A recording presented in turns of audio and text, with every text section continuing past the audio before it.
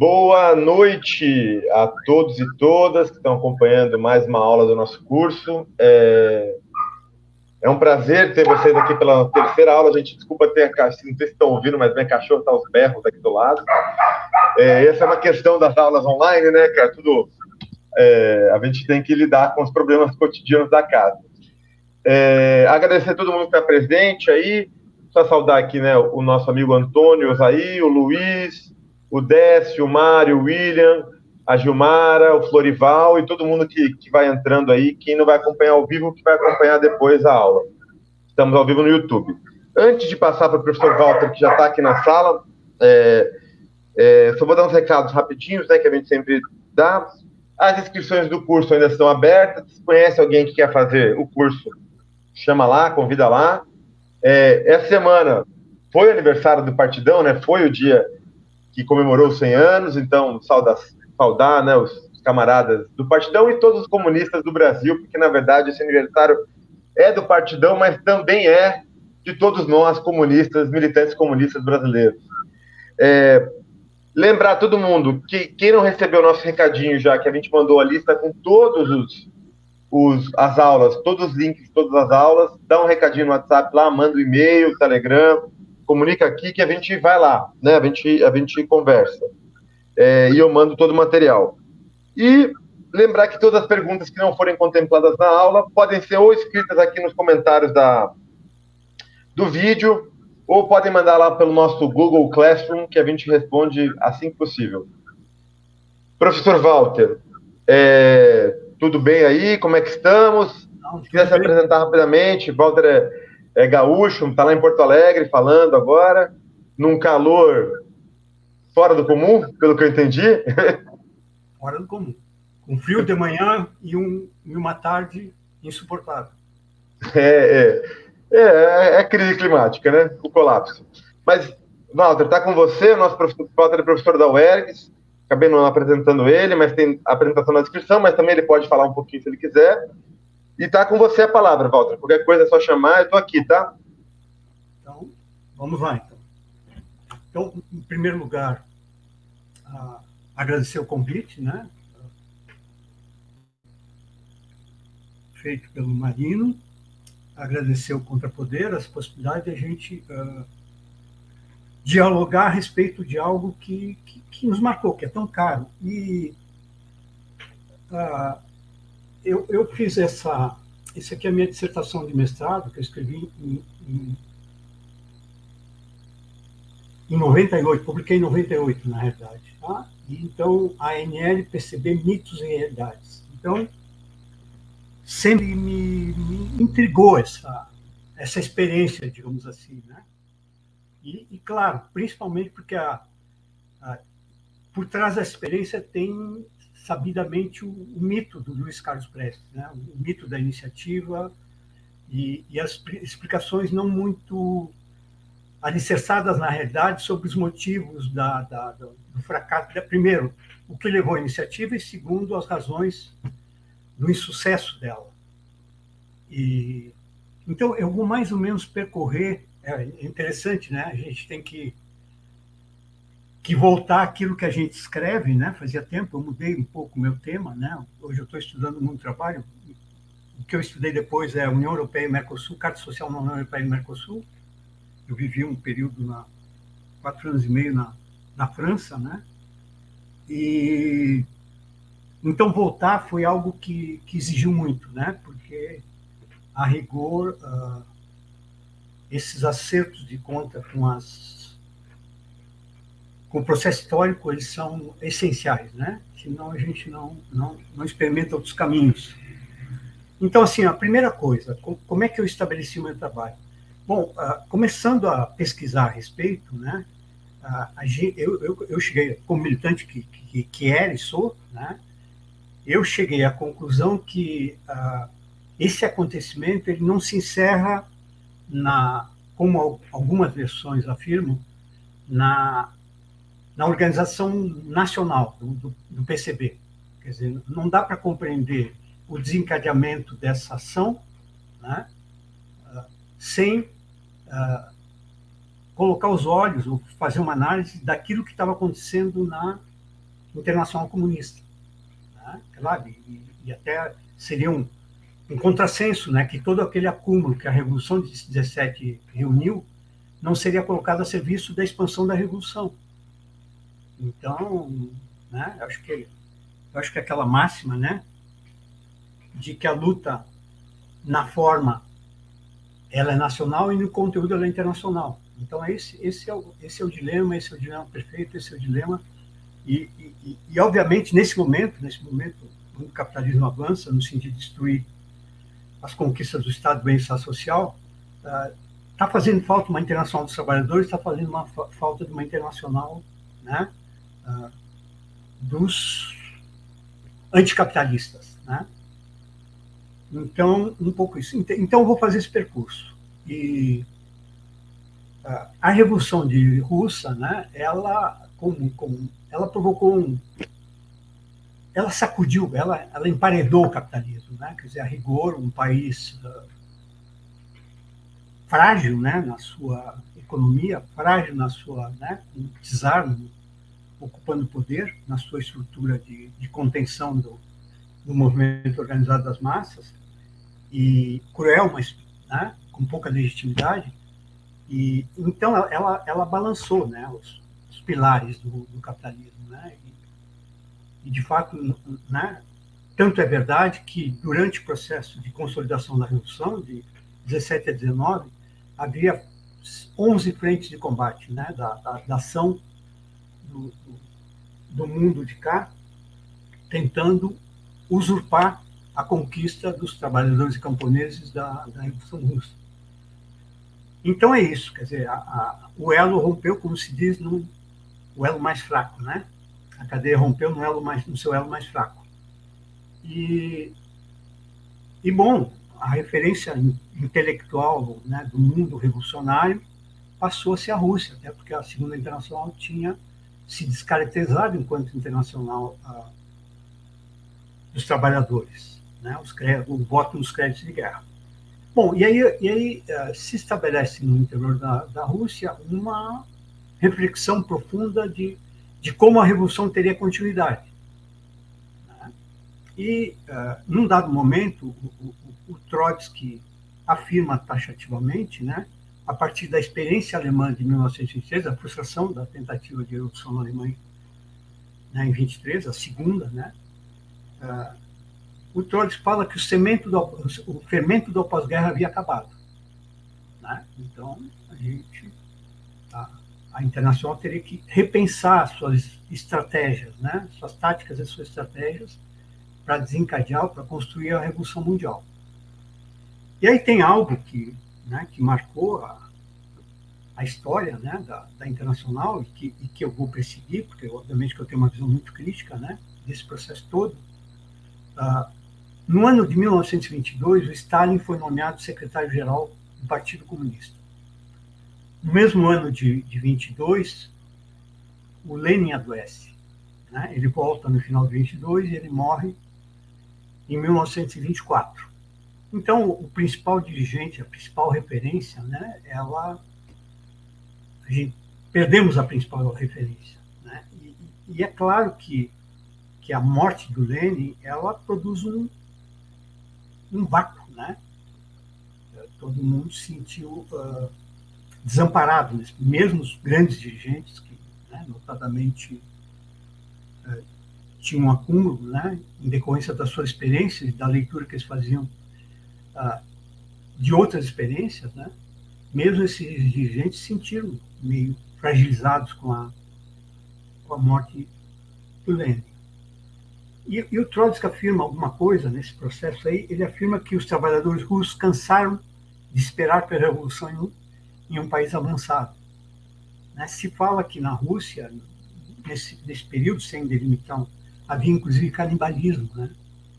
Então, a destruição que a revolução, que a guerra e a revolução produziram, elas, de fato, né, estavam no limite ali da sobrevivência, digamos assim. Né? E então, nesse processo, se estabelece uma disputa, né, daquele que ocupou originalmente um cargo que não era muito relevante, né, que não era significativo, que não era, né, importante na estrutura partidária, que era a Secretaria-Geral, mas que entendeu que essa função que ele exercia podia criar vínculos, criar laços, criar um contrapoder dentro daquele poder que tinha na ação concreta sua legitimidade. E então acontece esse embate, né? Em 1924, na 13ª Conferência do Partido Comunista Russo. Antes, vale a pena fazer um reparo, né, que o 4º Congresso da Internacional Comunista, a partir da derrota na Alemanha, ele formula a política de frente única, né? E o diagnóstico é exatamente isso, que ainda uma parte expressiva dos trabalhadores tinham como referência a social-democracia. Então, não dava mais para, né, ignorar que era necessário rearmar a classe trabalhadora.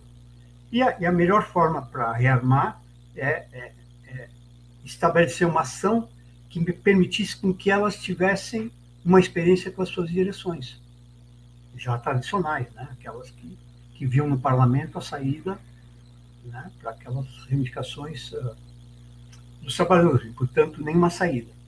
Então, é isso, quer dizer, foi formulada a política de frente única. E, bom, nós sabemos que a política de frente única é, né, unidade, nação, né, vamos combater juntos e marchar separados. Não significa nenhuma, né, não sujeitar-se às bandeiras, né, vai se aliar àquilo que é pontual e que existe acordo.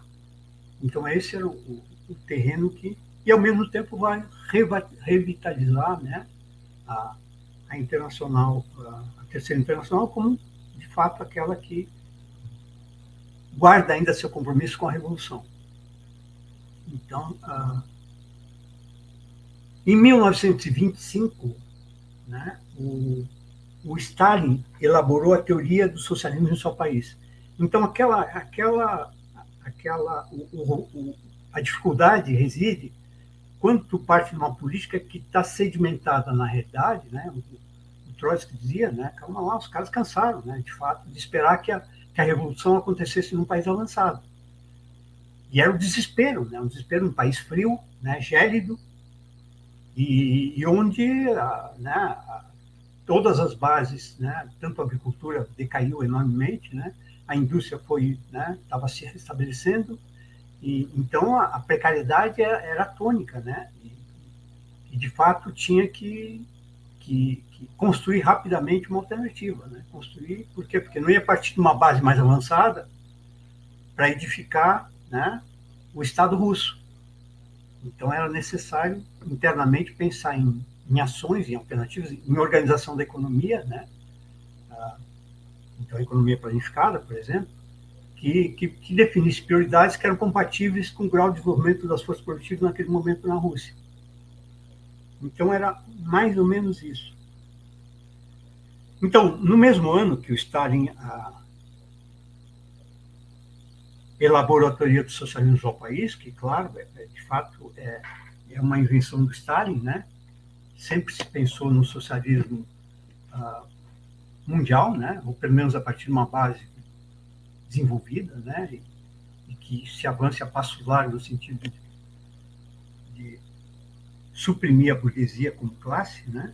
Então, mas no mesmo ano, Trotsky foi afastado do governo russo. Então,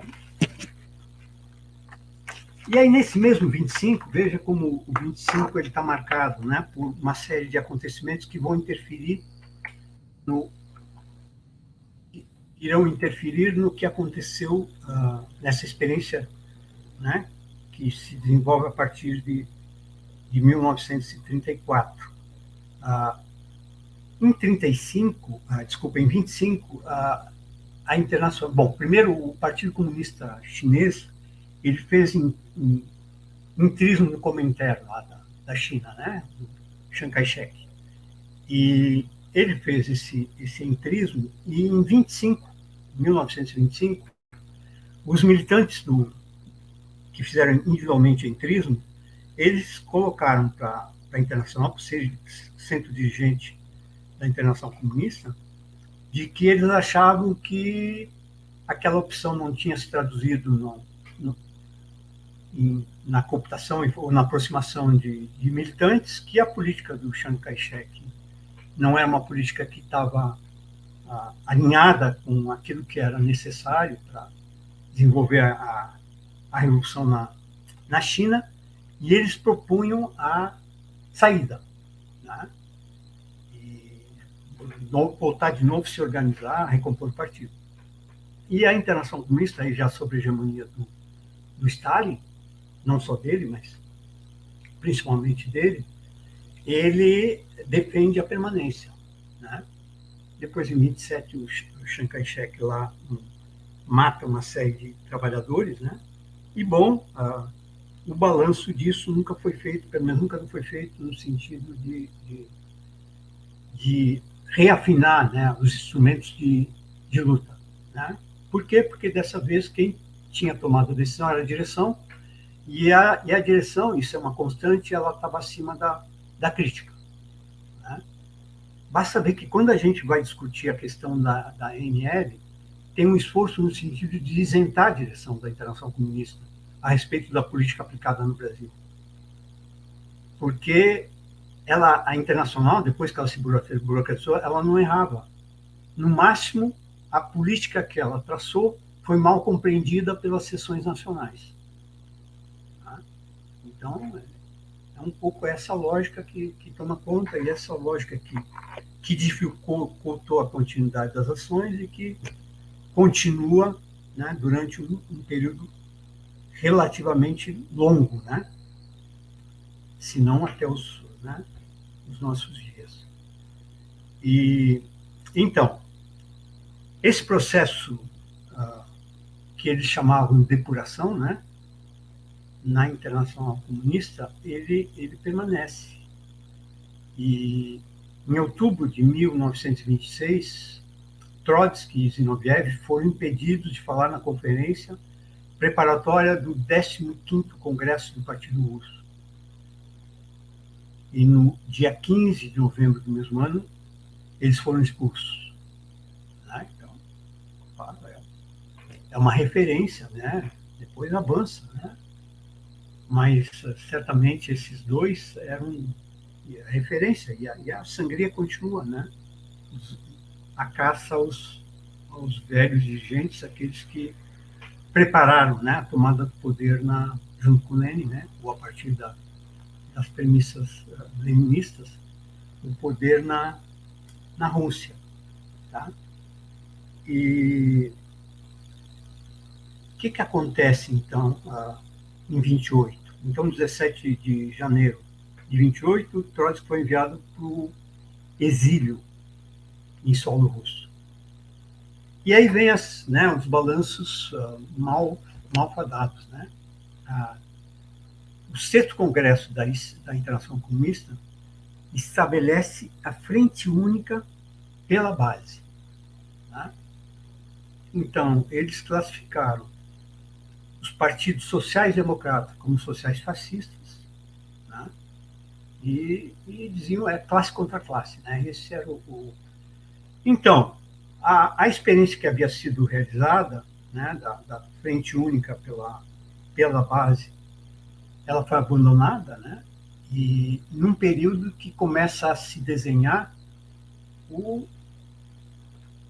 segundo grande embate, né, a Segunda Guerra Mundial, e em um período em que claro que isso vai se desenvolver depois, em 33, mas que começa uma inquietação, né, na Alemanha, né, e a ascensão, decorrência da política de colaboração de classe da social-democracia, né, e também da política, né, principalmente da política da Internacional Comunista, do Partido Comunista Alemão, guiado pela Internacional, de que essa política separava, né, diluía as forças. A frente única pela base significa que as direções devem ser ignoradas no processo. O que interessa é que a minha ação vai contaminar a base, né, e levá-la a concluir, através da experiência com o meu chamamento, e não com as direções que eles reconhecem, a abandonar suas direções. Então, é claro que isso cria uma situação favorável para que o Hitler ascenda ao poder, para que o Hitler faça tudo aquilo que ele fez, né? Dizime as organizações dos trabalhadores, mas não só nelas, né? Se prepara para desconstituir, né, o que tem de forças produtivas na Europa, né? E certamente na Rússia e na Alemanha. Quer dizer, os Estados Unidos sai como um grande, né, vencedor da guerra, porque não teve o seu parque industrial, enfim, não perdeu a principal força produtiva, que são as mulheres e homens. Então, por isso que o capital se desloca para os Estados Unidos nesse período de enfrentamento da guerra. Tá? E só uma relação, mas claro que depois eu vou desenvolver, né? Então aparece, então vejo, nós estamos nesse período que marca a conjuntura de 30 aí, né? De classe contra classe. Não se aprendeu as lições lá das experiências anteriores, né? De que de fato o fermento da pós-guerra havia acabado, de fato que o capitalismo também, né? Cria seus próprios meios, né? De se recompor, né?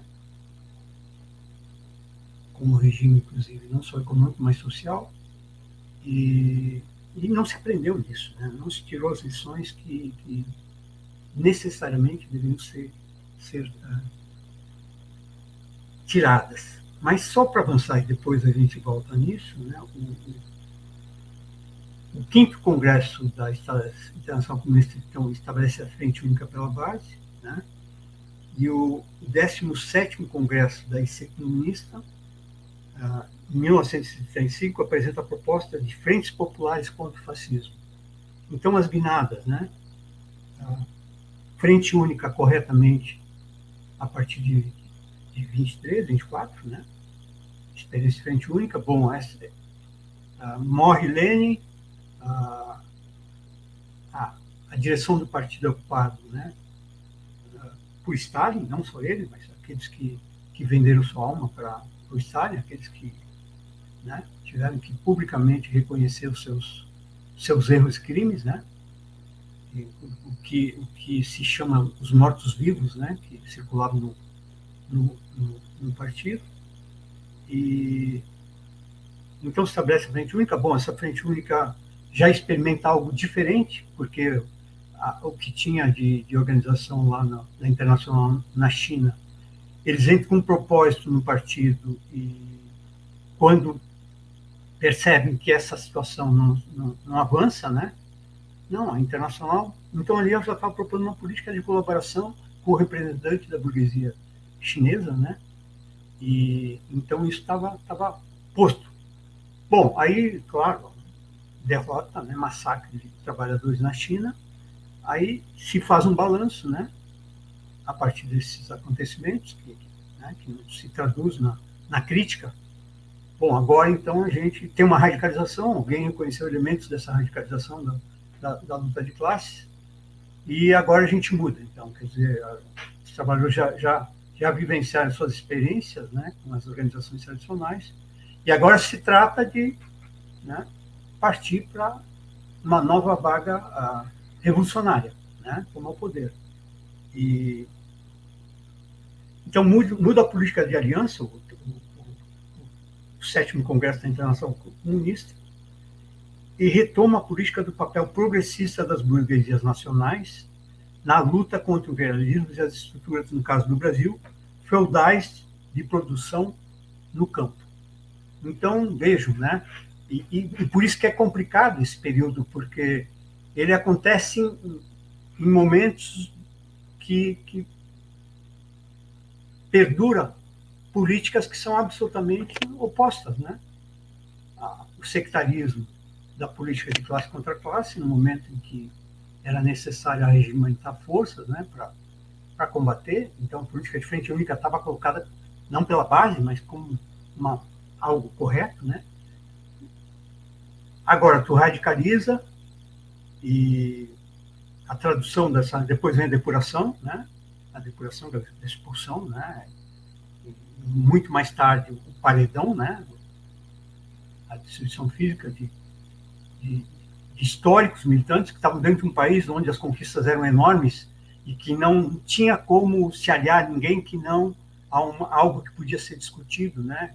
Pensado e reavaliado, né? Eles não estavam um local onde tinha a possibilidade de ter algum benefício, né?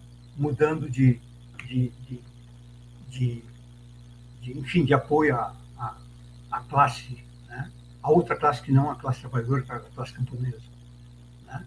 Então, essa burocrasia começa a tomar conta do partido, ela começa a redesenhar um futuro que acaba implicando quase que num período da guerra, da Segunda Guerra que se avizinha, na existência de uma internacional.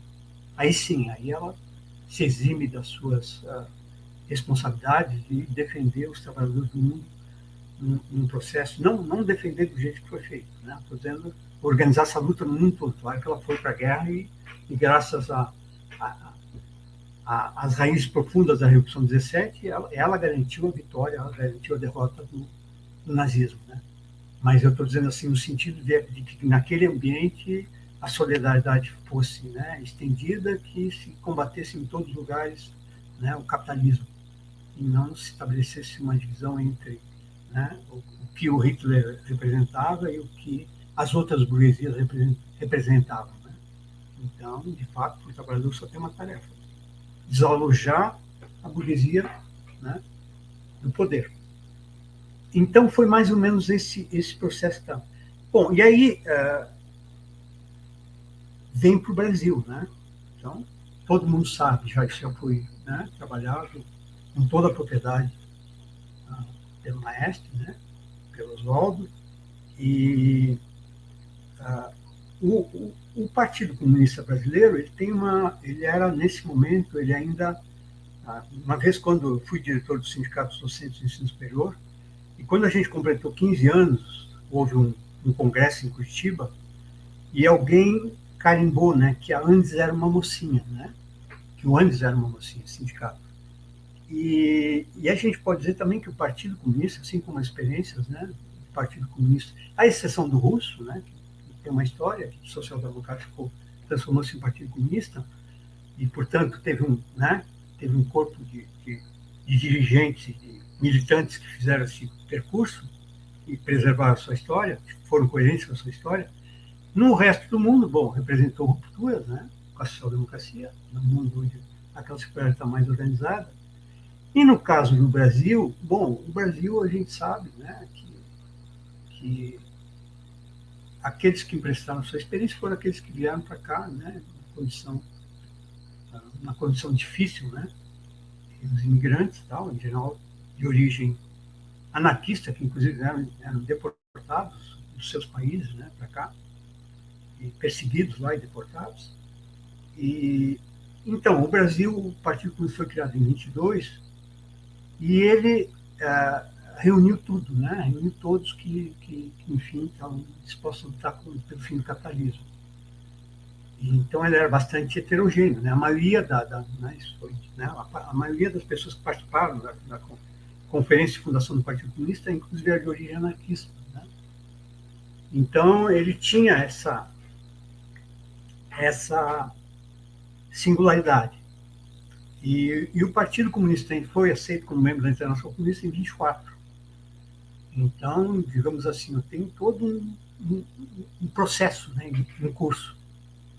E, enfim, tem que construir uma direção nacional, né, afinada com os objetivos do esforço de unir-se à construção da Revolução Mundial. Então, de 24 a 30, né, são 6 anos. Então, é muito pouco, né? O Partido Comunista é um núcleo pequeno ainda, né, de militantes. E, então, era pouco. E, bom, e o mundo foi, né, sacudido pela pela essa crise de superprodução de 1929. E levou a uma situação dramática, né? Nas principais economias do mundo. Tem uma situação que se diz, e que na Alemanha, claro que é um exagero, o cara ia comprar algo, né, com um carrinho de dinheiro, e que a pessoa roubava o carrinho. E nos Estados Unidos todo mundo sabe o que significou, né? Fome, né? E assim por diante. Estamos em 29. Bom, e o Brasil teve seu processo acelerado em decorrência da crise de 29, né? E mais do que a crise de 29, a Segunda Guerra se preparava, né? Estava sendo preparada a Segunda Guerra, já que a Primeira Guerra não resolveu qual é o país, qual é a principal potência econômica e bélica do mundo, né? A Inglaterra decadente, a Alemanha ousou, né? Mas teve a sua ação contida, né? E então, se o Trotsky diz uma coisa que claro, não caberia, né, aos dias atuais, mas o Trotsky diz uma coisa, que uma guerra são locomotivas de alta potência que fatalmente tendem a se chocar. Então, são grandes potências em disputa, né? Bom, naquele contexto, o resultado era de alguém assumir a hegemonia, já que a Inglaterra lutava em ceder seu lugar, no caso, para a Alemanha. Então, era mais ou menos esse quadro que estava dado. Bom, em decorrência da guerra, a guerra desorganiza a economia mundial, porque, claro, os caras começam a preparar-se para a guerra, então começam a transformar sua indústria. E aquilo, rapidamente, você já sabe, mas enfim, aquilo que se dizia que, bom, o café foi considerado um produto supérfluo no mercado internacional. Como a base da economia era essa, né, de exportar café e comprar comprar manufaturas da Europa, né, principalmente na Inglaterra, como esse modelo tinha naufragado, né, então, em 30, um estanceiro aqui do Rio Grande do Sul, chamado Getúlio Vargas, teve a função de dar um golpe, né, já que o Júlio Prestes ganhou as eleições, e assumiu o papel que ele deveria, né, que era dado a alguém diferente, né, do ponto de vista da consciência dele. Então, né, ele fez essa ideia de fazer a junção de pegar aquilo ainda que era assimilado pelo mercado mundial, né, do café, aquilo que ainda era vendido, e, de alguma forma, aumentar, né, a capacidade, ocupar a capacidade ociosa da indústria. Então, como não tinha assimilar internacional, o que era produzido internamente era consumido. E houve, né, um processo de desenvolvimento da indústria, né? Não de inovação, mas de desenvolvimento. Então, a capacidade ociosa foi, né, ocupada em decorrência da existência de um mercado interno que antes era abastecido pelos produtos importados. E é claro que aquele processo estava em curso dos sindicatos, da formação dos sindicatos, né, da construção e organização da classe trabalhadora. Ele sofre um impulso aí nesse período, né, pelo seu fortalecimento, né. Então, é mais ou menos isso. Bom, o que acontece na história se sabe, né, mas a gente vai chegar ao seguinte: a partir desse momento, né,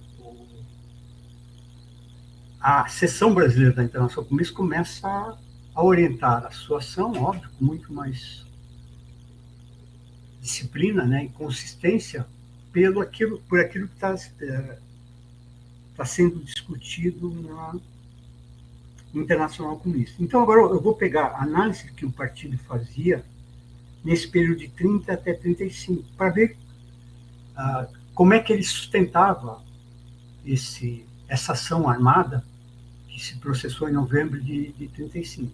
Então, que análise ele fazia das relações entre as classes, né, no Brasil, e que lugar era reservado a uma organização dos trabalhadores nesse processo. Então, qual é a avaliação do partido? O partido dizia que tinha, que 30, né, revelou 2 projetos em disputa. O primeiro das grandes classes dos fazendeiros feudais e o segundo, né, que é esse, e aí, né, entenda-se como a gente quer, né, que estava capitaneado pelo Júlio Prestes, que perdeu, que ganhou e não tomou posse, né, que ganhou a presidência e não tomou posse em 30. E o segundo projeto era o da Aliança Liberal, do Getúlio, que deu o golpe. E que aí esse projeto reunia setores da burguesia que apostavam no desenvolvimento da indústria. Então, veja, Júlio Prestes, que era do berço da industrialização no Brasil, na década de 30, né, representando, segundo o Partido Comunista, o setor mais arcaico, né, inclusive com relações feudais no campo, e o Getúlio, que é um estancieiro, né, de São Borja, ele representando o projeto modernizador, né, aquele projeto que o primeiro aliado, então, à burguesia inglesa, a esses fazendeiros, né, os produtores de café, e o segundo aliado à burguesia americana, Getúlio, na Aliança Liberal, aliada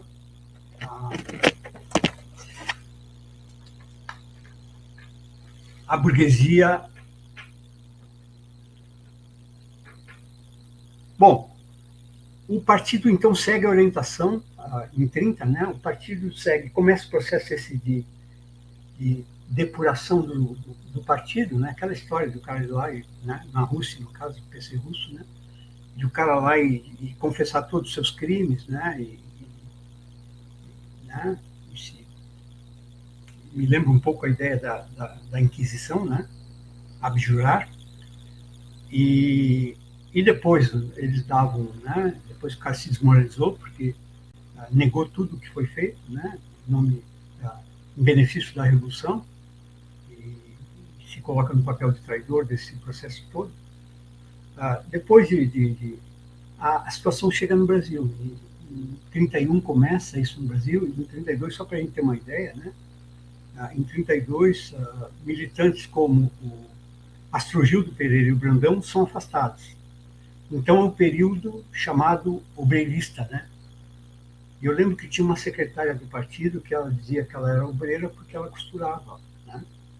Então, para chegar ao grau, né? Uma ação antropofágica essa, né? Uma vanguarda que era reduzida, né? Que era perseguida pela polícia, né?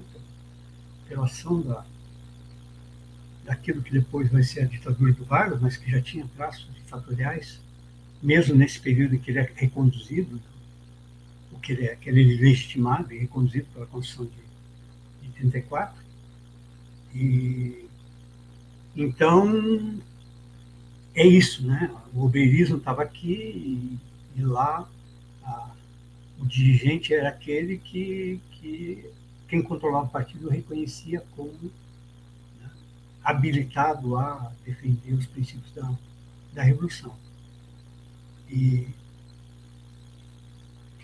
mais ainda, para ver a repercussão dessa política de classe contra classe, né?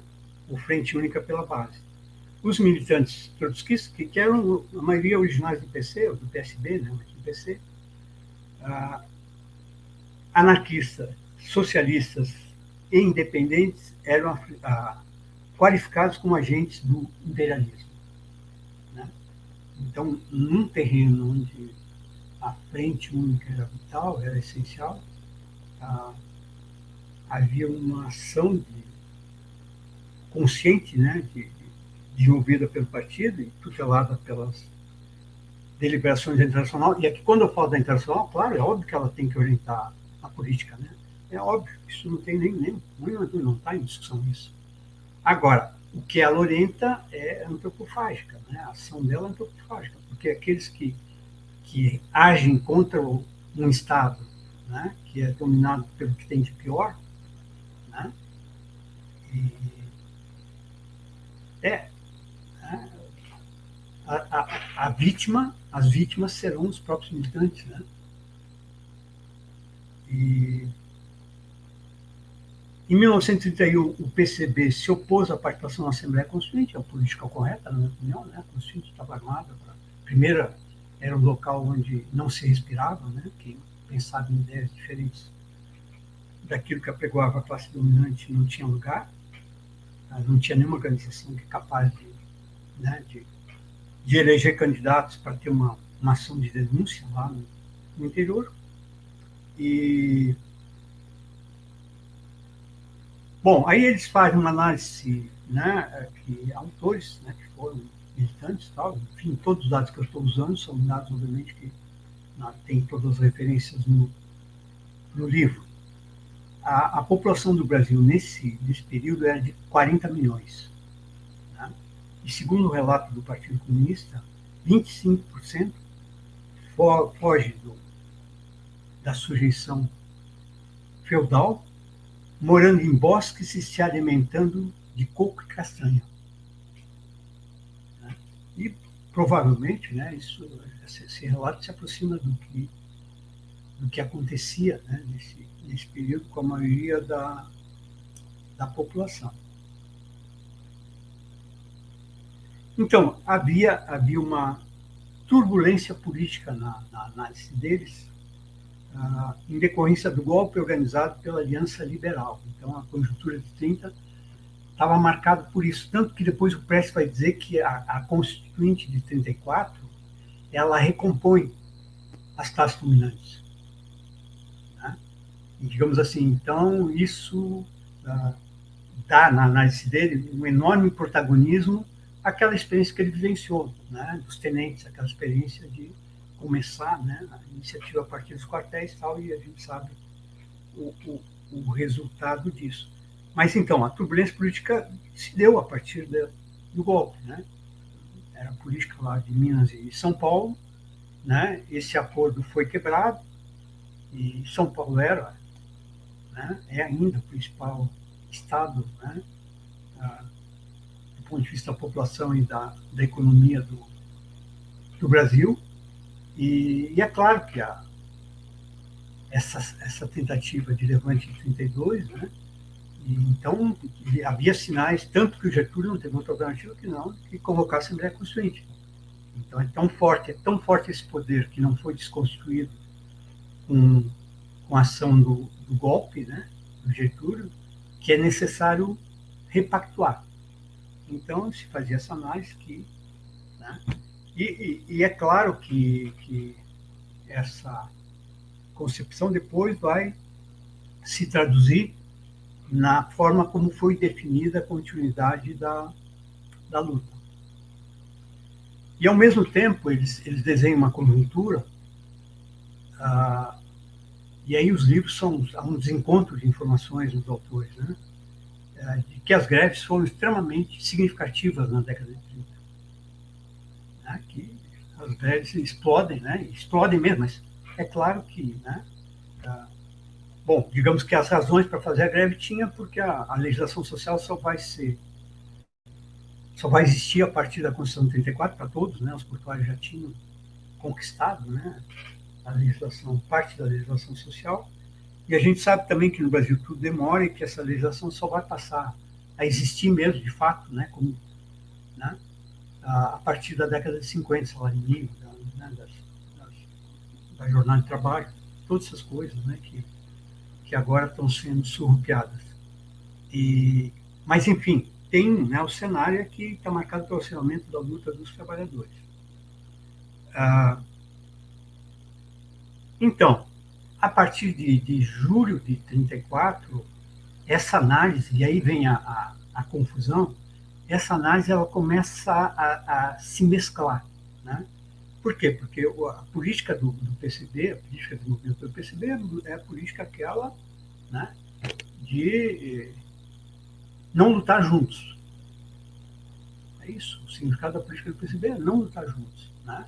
Eles eram representantes da classe operária, eles eram a vanguarda revolucionária, e eles iam guiar os trabalhadores para, né, fazer tomar de assalto o poder a partir do ritmo e dos prazos que se estabelecia, porque a partir daqui começa a se desenhar aquela ideia de revolução por etapa, né? Uma revolução, primeira etapa, a revolução democrática burguesa, e depois, né, cumprida essas condições, né, reunidas essas condições, aí se partiria para uma segunda etapa, que seria a revolução proletária. Mas tudo isso está misturado, né? Imaginem, na década de 30, tu expulsar pessoas que são referências no partido, que são fundadores do partido, militantes, né, que se entregaram a causa, né, que abdicaram de tudo, que eram perseguidos pela polícia, que eram presos, né?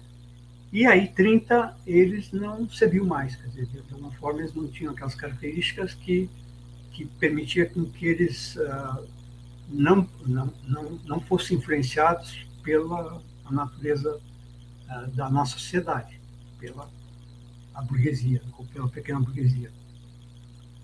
Então, era isso, né? E depois de 34, começa a se fazer né, se redesenhar um outro caminho. E a ANL está nesse outro caminho, parcialmente submetida a esse outro caminho, porque, digamos assim, a ideia de que o prestígio do Prestes, por exemplo, se um dos dados que eu tenho aqui, né, e que está naquilo que o PCB produziu, um dos dados é que o Prestes tinha simpatia de 70% das Forças Armadas. Eu não sei, eu não estudei isso, talvez o Maestre saiba disso, mas a tal de coluna Prestes, na minha, né, quer dizer, eu acho que não houve enfrentamento, né, de fato houve um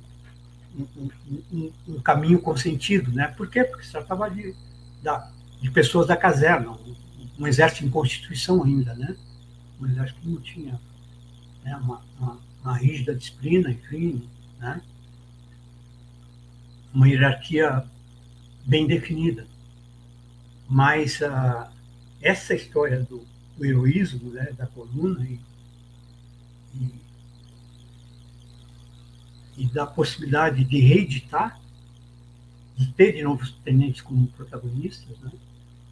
Uma outra coisa que o Prestes também fala é que havia uma decepção daqueles tenentes, e foram muitos, né, que integraram o governo Vargas com aquilo que o Vargas definiu como a sua política, né, o processo de reabilitação da economia e dos custos que isso produziu nas classes subalternas, e principalmente na organização depois com o Estado, né, novo, e essas coisas todas, tá?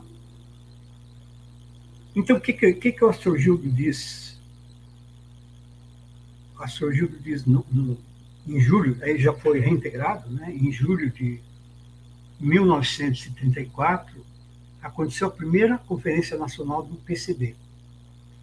E o Astrogildo fala, aspas, a tarefa fundamental era a luta contra o imperialismo e o fascismo e a criação de uma frente única democrática. Frente única operária, sem distinção de conceitos políticos, nacionalidades e cor. Claro que depois ela se alarga mais, ela é mais precisa do que isso, né? Mas é um período muito limitado, muito curto. Por quê? Todo mundo sabe que o PS estava lá na Rússia, né? Ele ingressou em 1932 na Internacional Comunista. Isso para mim se foi lá que ele foi cooptado, se foi aqui. Imagine o partido do jeito que ele estava, né? Com esse obreirismo, né? E os caras tinham críticas, algumas corretas, inclusive, à pequena burguesia, né? Ao limite, né? Da ação tenentista, mesmo integrados ao governo Vargas, né? Ao programa, enfim, que eles apresentavam como solução para as questões cruciais de um Brasil faminto, né? E então é isso, né? Então logo o PCB incorpora na frente contra o fascismo e pela paz os setores progressistas da burguesia.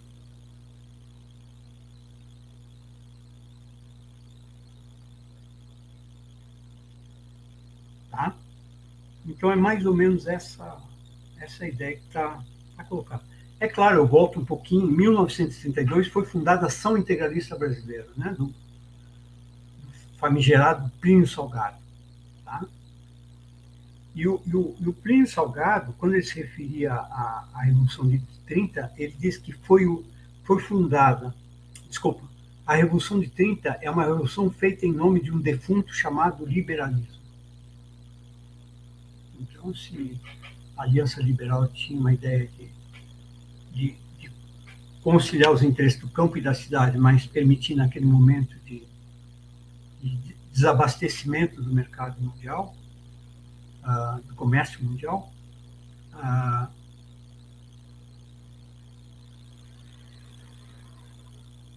então nesse contexto, né, o que eles pregoavam, né, era exatamente a ideia de reabilitar outras coisas, né?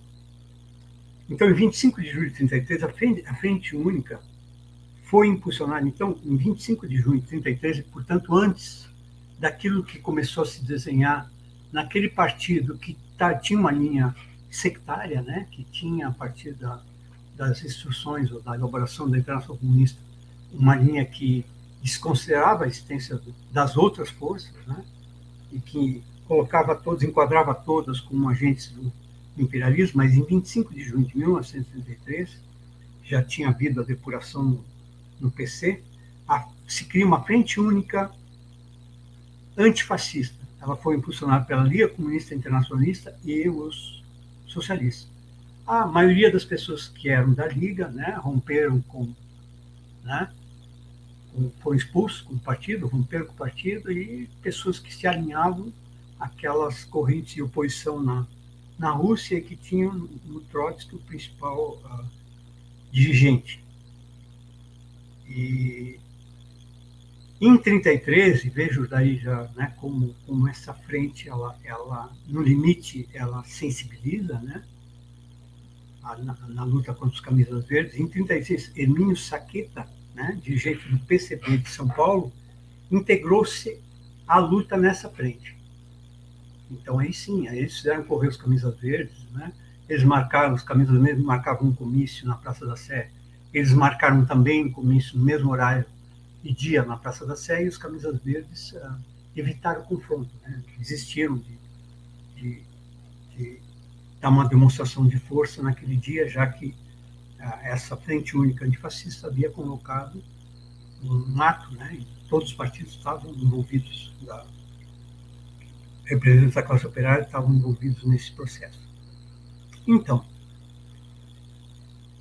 a Aliança, então, Nacional Libertadora, até agora ela não estava colocada na mesa, né? Até agora havia uma transição, digamos, na política aquela internacional, daquela situação de enfrentamento, né? E com as frentes populares, que foi definida, né? Que seria definida em 35. Mas, claro, quando tu define uma política, tu já ensaia, né? Tu já faz alguns experimentos, porque significa que a direção está convencida que é necessário mudar de rumo. Então, já em 34, no interior da Internacional Comunista, já se definia aí, né? Isso está documentado, de que é necessário ampliar o leque de alianças, né? E para enfrentar o fascismo. E é isso que a Aliança Nacional Brasileira vai representar no primeiro momento. Segundo a análise expressa, após a Constituição Unitária, houve uma recomposição da burguesia. Eu já havia falado isso. E o Getúlio, é só falar um pouquinho do Getúlio, que vale a pena. Quer dizer, por que quando a Constituição de 34, a Constituinte de 34 elege Getúlio, ela diz que o presidente não tem direito à reeleição? Porque os caras entenderam que o Getúlio tinha a vontade de se perpetuar no governo. Como havia esse impedimento legal, em 38 ele teria que entregar a presidência, porque não poderia, né, se propor a um novo debate, É claro que o Getúlio estava um pouco, né, ele sentiu que a força que ele teve quando ele deu o golpe não era proporcional à força que ele tinha no interior da Constituinte. E é interessante que a Constituinte né, de 34, a Constituição de 34, ela mantém no texto algumas prerrogativas que estavam na Constituição anterior e que davam aos governos estaduais poder, não o poder que havia antes, né? Mas eles tinham. Vou dar um exemplo bem concreto. Depois tem um documento que é bem importante, que eu achei na Unicamp, porque eu tive muita sorte quando eu fiz a minha pesquisa. Primeiro, o Partido Comunista colocou o seu arquivo lá. E segundo, a Internacional foram abertos os arquivos na Rússia, né? E também veio para cá material desses arquivos que foram abertos, que até então ninguém, a não ser, né, os militantes lá, enfim, a cúpula do Partido Comunista tinha acesso, né? Então tinha eu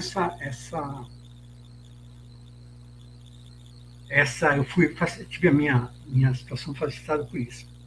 Então, em 1935 era promulgada a Lei de Segurança Nacional.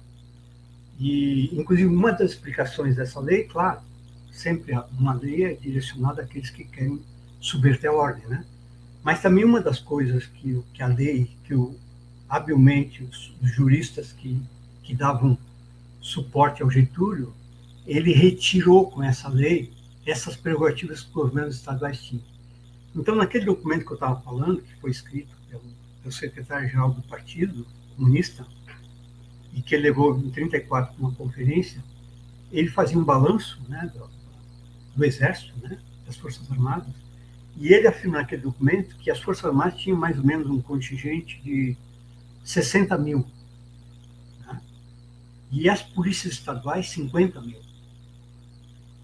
Então, é claro que as armas que o Exército detinha, né, tinha aviação, eram de outro calibre, né, mas, de fato, os governos estaduais continuavam bem armados e dispostos a, né, se preciso for, os coronéis de plantão a salvaguardar seus interesses.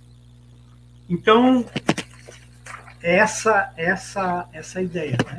Vou acelerar um pouquinho, tá? Já falei quase uma hora. Então, em 1934, a IC, com a presença de Prestes, elabora uma proposta para ser analisada e colocada em prática no Brasil. Né? Então, ela propunha o desencadeamento de ações contra o fascismo, o imperialismo e o latifúndio. Tá? Mais ou menos o que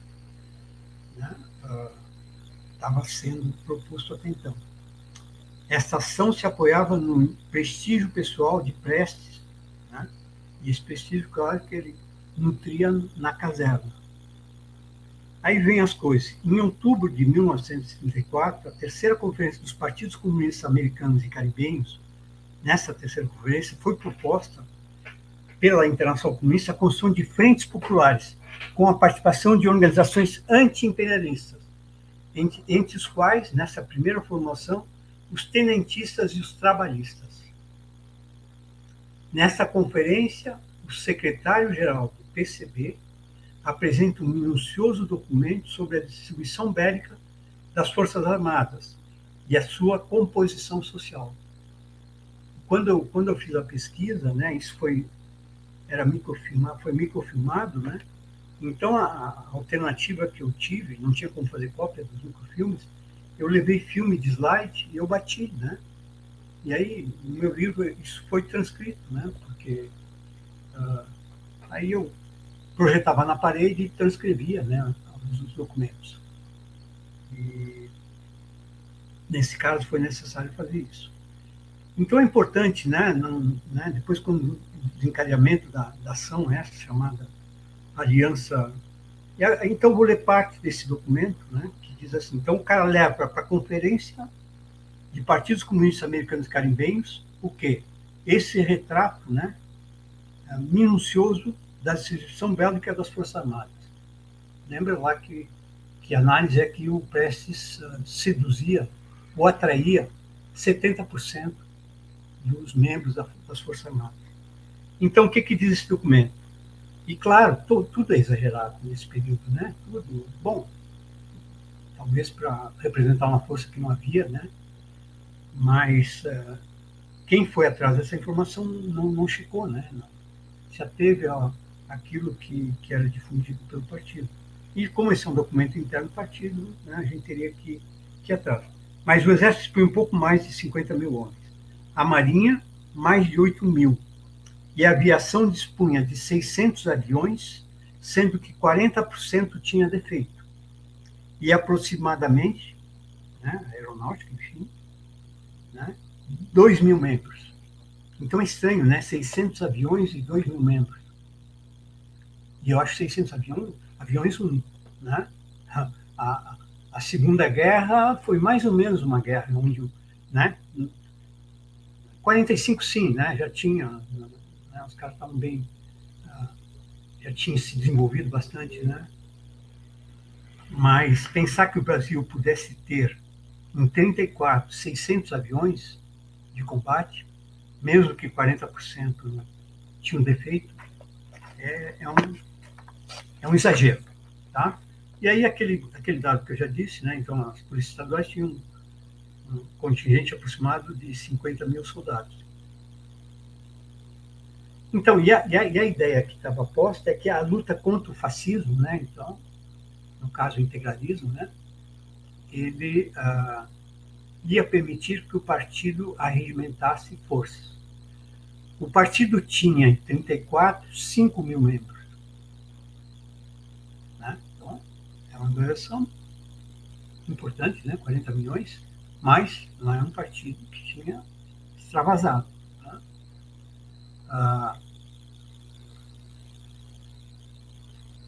Então, o partido afirmava que a sua influência no Exército era de 70% após o ingresso de Prestes.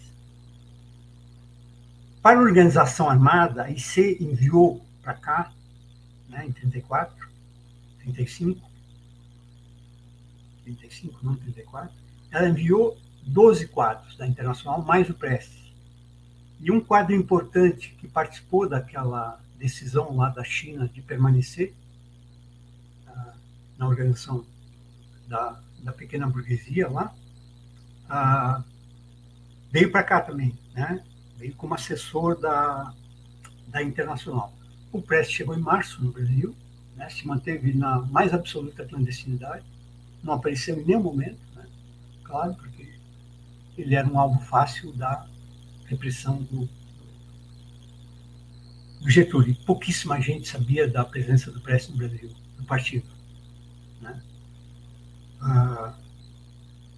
Então, o leque de aliança esboçou sua amplitude e aos poucos foi recuperada a concepção da revolução por etapas, experimentada na China.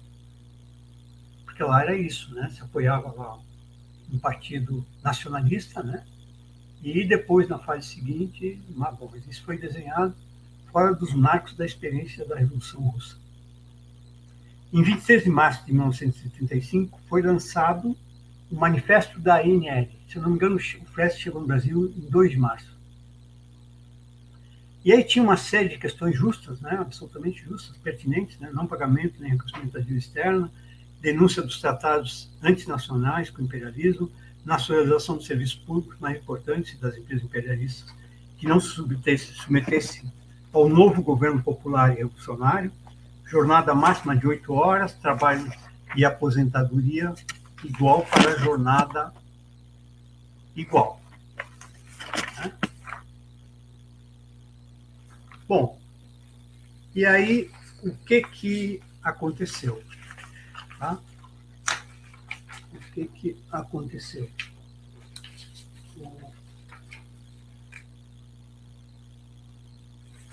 Está faltando uma página aqui, mas se não tiver a página, a coisa vai sem aluguel.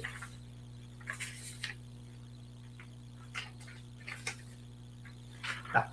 Bom, mas o que falta são os finalmente, se não vai atrapalhar a minha exposição.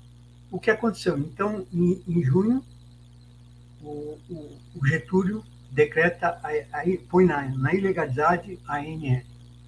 É importante também, tem ali no livro, né, o Estatuto da Aliança Nacional Libertadora. E era um partido, era o estatuto de um partido. Ela tinha o diretório nacional, ela tinha os diretórios estaduais, ela tinha os diretórios municipais, elas tinham células, né, que a gente pode chamar de células. Alguém para entrar tinha que ter o seu nome submetido à célula, o cara cotizava, né? Então, era uma estrutura de partido. O estatuto, quem conhece a estrutura dos partidos da classe operária, né? A estrutura da ANEVSE. Então, quando ela é posta na ilegalidade, bom, aí o Partido Comunista começa, né, claro, a dar vida a ela, porque ele tinha experiência nisso, né? Ele tinha experiência nisso. E bom, as instruções da Internacional Comunista é que a ação teria que ser antecipada. A partir daquela análise que foi feita com o Prestes lá em Moscou, eles vieram, esses membros da Internacional Comunista, vieram aqui para auxiliar no processo da tomada, né, do poder através do prestígio do Prestes, através, né, dos quartéis. A própria Internacional Comunista reconhecia que a influência do partido naquele momento, né, a influência que ele exercia sobre a classe operária, ainda era muito pequena. Né? Bom, mas eles acreditavam que aí que eu falo a história do mito, né? Que o mito do Prestes vai conseguir consolidar, coesionar as forças para dar um golpe fatal no Estado, na burguesia, né? Ou em parte dela, pelo menos. E, bom, claro, quando ela vai para a clandestinidade, acabou, né? Aquela possibilidade de ampliar a frente, ela...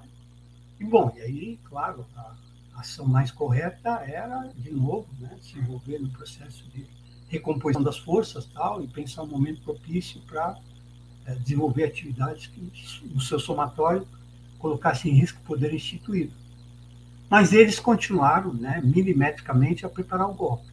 Então, o que eles combinaram? Né? Que seria desencadeado uma ação num quartel de Natal, que aconteceu em novembro de 23, e eles achavam que o Nordeste estava mais preparado, né, para dar início ao processo revolucionário. Natal foi o lugar onde as coisas, uma pequena cidade, né, não sei hoje, Natal, quando era do Andes, eu fui para Natal, uma belíssima cidade, e ainda lá dava para respirar, acho que ela tinha 400 mil. Hoje eu suponho que ela tenha, né, se tornado, infelizmente, uma grande, infelizmente, para a qualidade de vida. Né? Mas Natal, os caras, né, tomaram a cidade durante 4 dias. Aí, 25, Recife. E Recife, né, os caras já estavam preparados, a repressão estava preparada, e, de fato, não sai dos quartéis e não toma, né, os quartéis.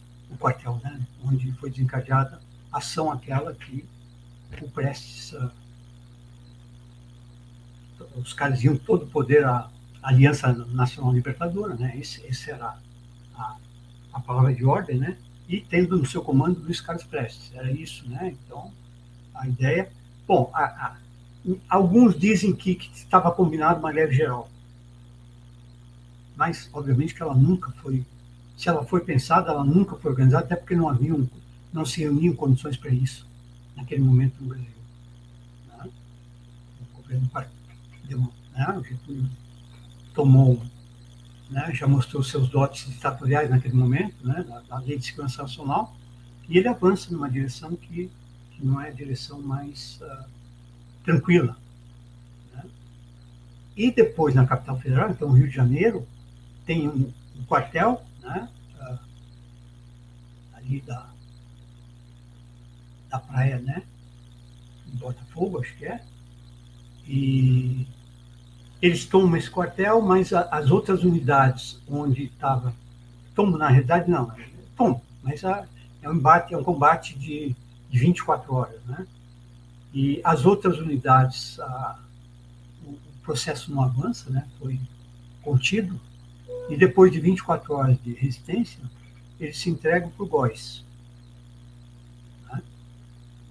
Então, é isso, né? A Aliança Nacional Libertadora, primeiro foi um movimento efêmero, né? Porque de março a novembro, tá?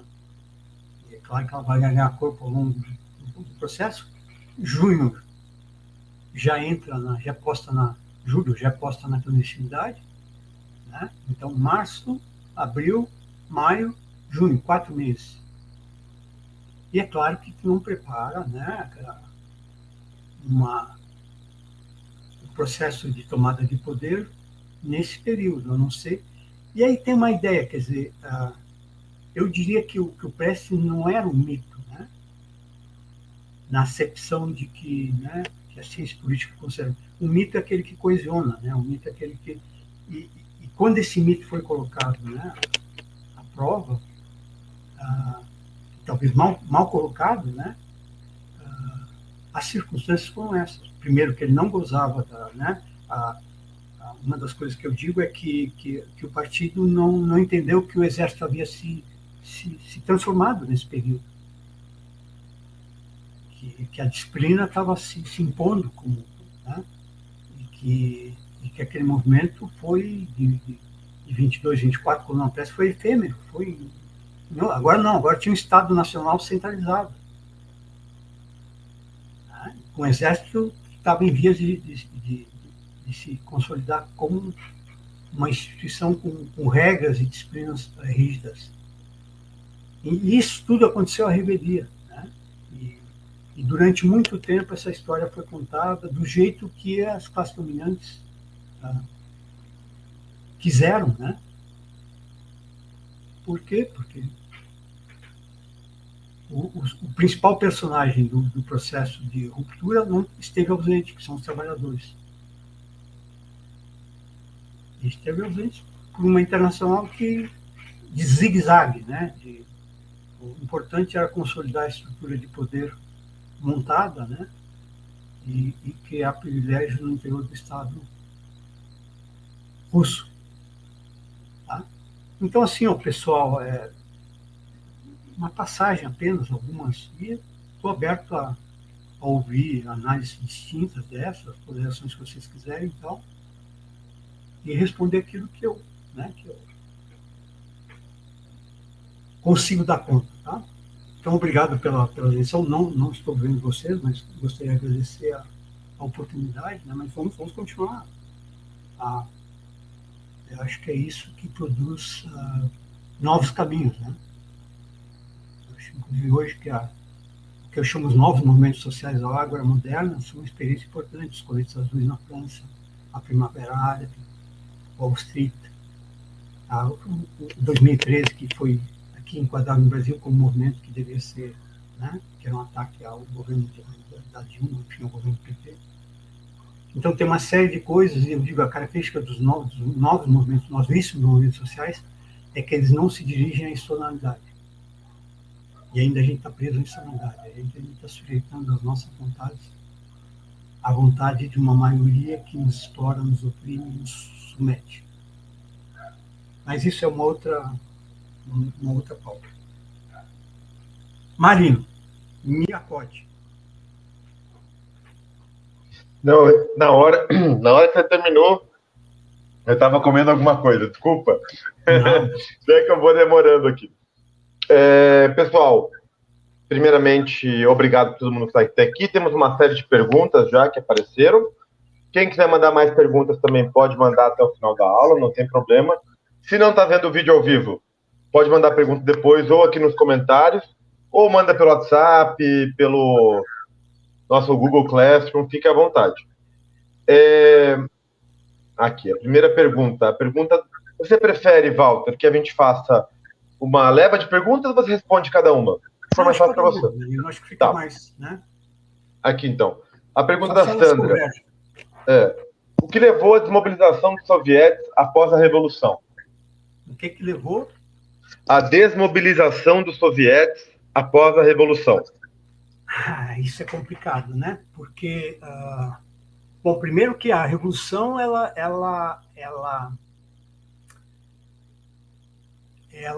teve é essa ideia do elo mais fraco, né? Então, rompeu no elo mais fraco. Aquilo que se fala, né? Trotsky escreve isso na história da Revolução Russa, que havia mesmo canibalismo na Rússia, né? Então, as situações eram precárias, né? A base e bom, eu acho que tem uma frase aqui que eu acho que dá a resposta.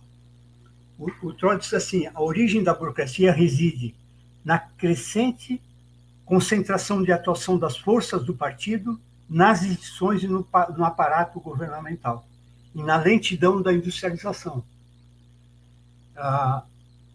Então, é isso, o partido começa a ocupar o lugar dos soviets. Né? Quem é que enfraquece esse poder? Né? É o partido que se confunde com o Estado, com a gestão do Estado. E quando a gestão do Estado era uma prerrogativa dos conselhos, e não do partido. Tá? O partido ia disputar suas posições, né?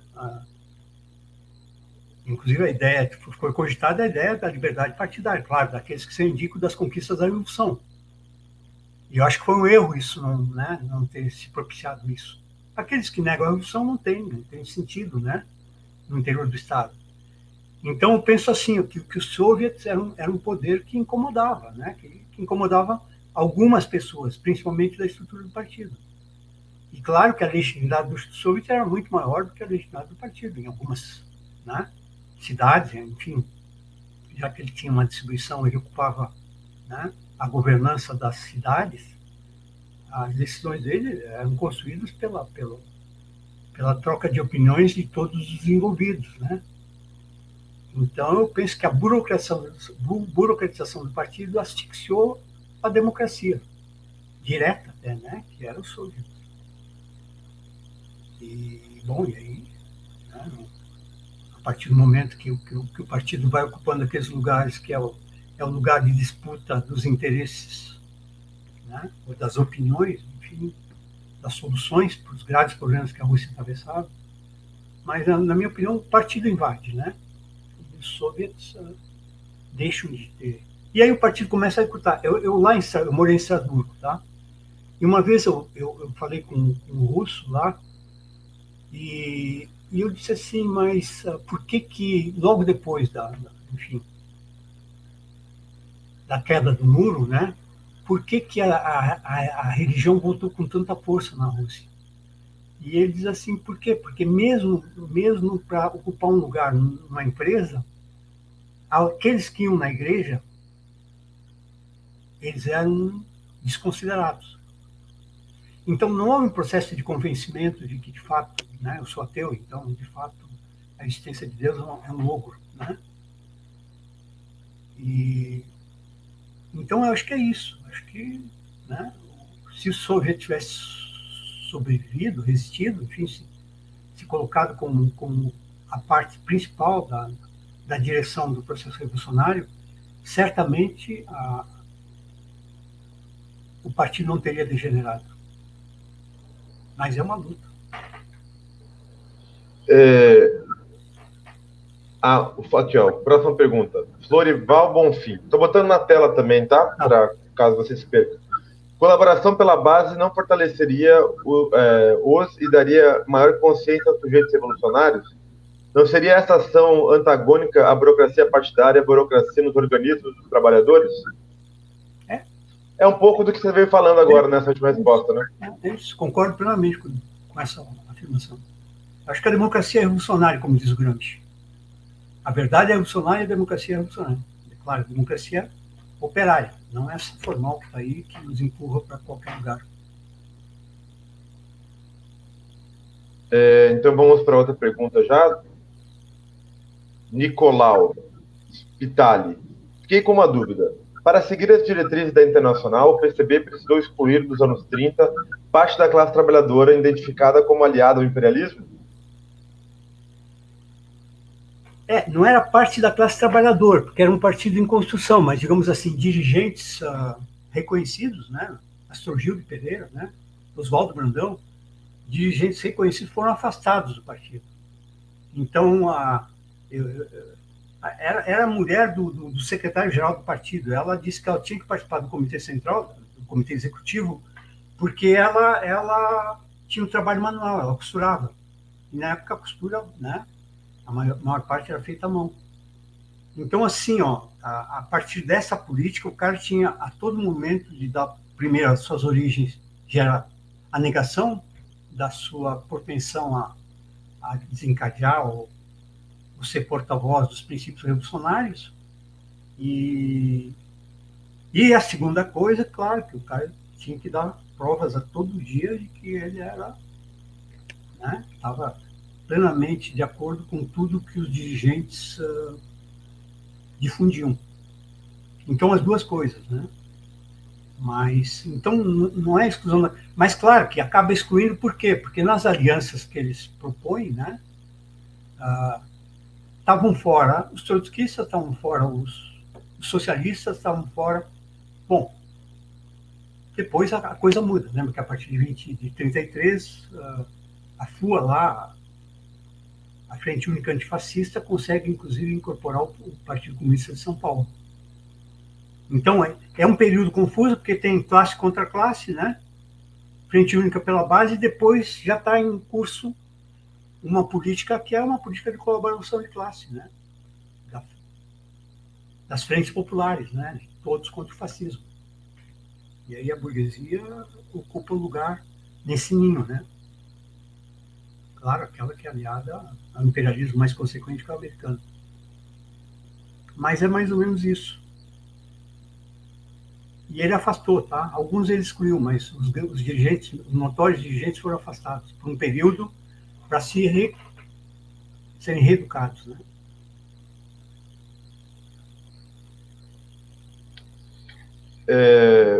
O Nicolau tem uma outra pergunta, mas antes de passar para outra pergunta do Nicolau, que é a última que a gente tem até aqui, pessoal, se alguém tiver mais alguma pergunta aí para fazer, faça agora, depois pode fazer, mas o professor ele vai responder ao vivo. Vou mandar uma mensagem para ele, se tiver alguma outra eventual pergunta, e ele vai responder quando ele puder, né? Então, se alguém ainda tiver alguma pergunta por aí, quem está acompanhando a gente ao vivo, agora é hora. O Nicolau de novo. A ANL era conhecida pela Internacional. Não seria ela considerada contra-revolucionária por causa das tendências oposicionais que nela haviam? Não, a ANL foi uma iniciativa da Internacional Comunista. Né? A proposta de criação da ANL, bom, quem deu o nome, quem pensou a circunstância também, não estou, mas vendo assim, a proposta de criação da ANL se inscreve nessa nova política que está sendo inaugurada, das frentes populares. Claro, era uma política que só foi aprovada em 1935. Mas em 1934, quando o Miranda vai lá naquela terceira conferência das organizações americanas e caribenhas, quando ele vai para lá e ele apresenta uma radiografia do Exército, né? E digamos assim, ó, 600 aviões, né? 6V7-42. Então, claro, nem todos estavam, né? Diz que uma parte significativa, 40% estava em desuso. Mas o cálculo, se o Prestes representava ou tinha influência em 70% dos membros das Forças Armadas, bom, potencialmente existia aí uma possibilidade de tomada do poder. Então, é uma reedição daquilo que aconteceu lá, do movimento, né, tenentista, claro, agora sob a liderança do Partido Comunista, Cavaleiro da Esperança. Né? Então, tanto é verdade que vieram 12 assessores para cada Internacional Comunista. Né? Vieram em março e vieram para organizar essa ação armada.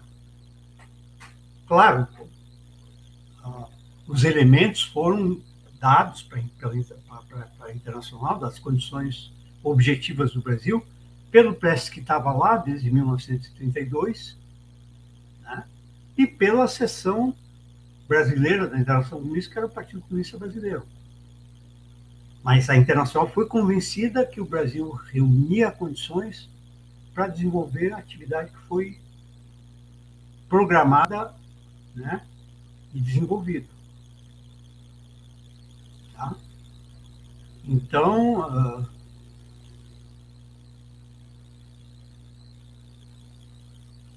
Então, se ela considera revolucionária, não.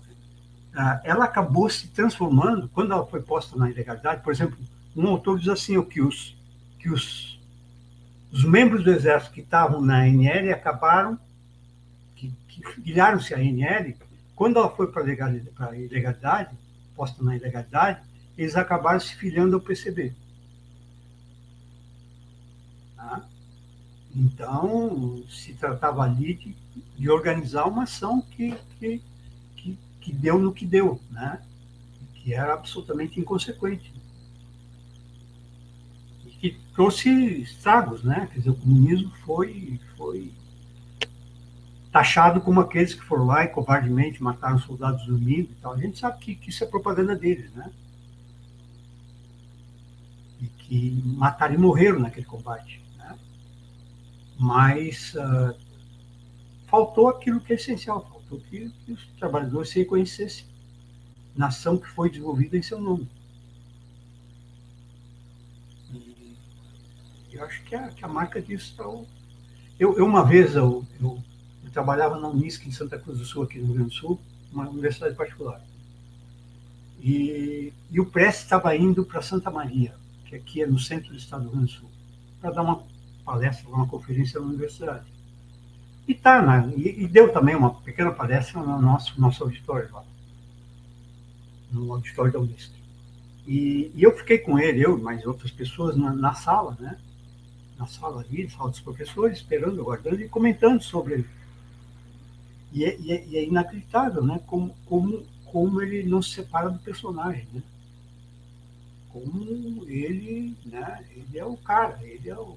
Aliás, acho que o cristianismo deixou essa marca do messianismo. O Lula bota o Alckmin, né? E ele vai salvar o Brasil. Que Brasil, né? O Brasil dos mesmos, né? O Alckmin significa alguém que vai afiançar o governo Lula e que vai conspirar com muito mais qualidade que o Temer. Bom, mas o PT deu a Lula o poder, agora mesmo me informaram que no meu estado o Lula vai botar alguém que estava no governo Leite, né? Que estava apoiando o governo Leite, que é do PSDB aqui. Beto Albuquerque, que é do PSB. Então é isso, e acho que nós temos que quebrar isso na política, né? Nós temos que quebrar. A gente nunca vai fazer política, mesmo o PSOL, que eu estou PSOL, né? Eu sou filiado, mas não estou. Mesmo o PSOL hoje tem toda essa estrutura montada nos eleitos. E que ficam presos ao parlamento, ao rito do parlamento, ao decoro do parlamento. E aí a subversão. Por isso a minha esperança dos novos, os coletes azuis ficaram 1 ano sem nenhum apoio na França, na rua. Os coletes amarelos, né? Ficaram 1 ano. Então a gente tem que usar, que tem outras experiências que são significativas. E como eu disse, não se dirige, não submete a sua luta às decisões da nacionalidade. Os partidos de esquerda se submetem. Então vem aí, nós temos sempre atrás um líder messiânico, né? E os partidos de esquerda alimentam isso. Tem que ter um dirigente. Se não houver dirigente, não tem luta. Não tem capacidade de mover nenhuma forma de luta. Mas é isso, meus amigos. Não sei se alguém se animou a... Eu acho que por enquanto não. Eu só queria comentar, eu acho que é da Rosa, uma frase que casa um pouco com o que você falou antes, né? Óbvio, ela pode ser falada por qualquer outro marxista, né? Mas que os trabalhadores, eles são sujeitos e não objeto da revolução, né? E com esse teu relato sobre a ação nacional libertadora, fica antagônico, né? Os trabalhadores, eles parece que eles foram vistos como objeto da revolução e não como um sujeito que queriam fazer a revolução, né? Não é minha especialidade, tá? Só peguei um pouco do teu relato aqui. Mas é isso mesmo, é isso mesmo. Perfeito. Eu queria comentar, antes da gente fechar aqui a aula, o professor, ele mostrou, acho que no começo da aula aqui, que ele escreveu um livro sobre o tema, Ele vai tentar disponibilizar o livro em PDF para a gente colocar lá nos nossos materiais, para quem quiser acessar depois o livro, ter acesso ao conteúdo que ele escreveu. A gente ter, óbvio, a aula vai ficar salva aqui para todo mundo poder ver quando quiser, mas seria bom também ter uma bagagem que eu imagino que a aula foi um resumo do livro, né? Não é uma... Tem muito mais ali para a gente conseguir extrair. Eu acho que é isso, pessoal. Só para a gente fechar aqui. 206 páginas. Tem bastante coisa. Quem ainda não adicionou o nosso telefone, está aqui o nosso telefone aqui embaixo. Aqui. Então, nosso telefone para receber os materiais do curso, qualquer questão, pode mandar uma pergunta por aí. Também quem quiser contribuir financeiramente com o nosso Contrapoder, aí é o Pix, é esse telefone aí também, tá? E depois eu te mando o telefone, Walter, pode deixar, eu te mando depois pelo WhatsApp ali. E é isso, pessoal, a gente está aqui aberto aí para qualquer outra questão que quiserem mandar. O professor Walter, ele tem aula daqui a pouco, ele é professor ainda, ele vai dar aula daqui a pouco, então vai dar tempo ainda de você tomar uma água e se preparar para a aula, Walter. Ele acabou adiando a aula dele que começava às 7 para estudar essa aula, ele adiou para as 9, então ele vai estar na correria aí. Agradecer muito, Walter, pela participação, foi excelente a aula. Uia, ele acabou caindo agora. Deixa eu mandar até uma mensagenzinha para ele. Mas, enfim, já estávamos fechando, né? Agradecer todo mundo que compareceu, ficou com a gente até agora. Qualquer questão, podem mandar, pessoal, e a gente vai se falando no decorrer do curso ainda. Lembrando que semana que vem a aula é com o professor Davi Maciel. Já entrei em contato com ele. Ele vai mandar alguns materiais anteriormente. Ele está só terminando de escrever um artigo que parece que vai ser parte desse material que ele vai mandar também. E é isso aí, pessoal. Um forte abraço e vamos à luta.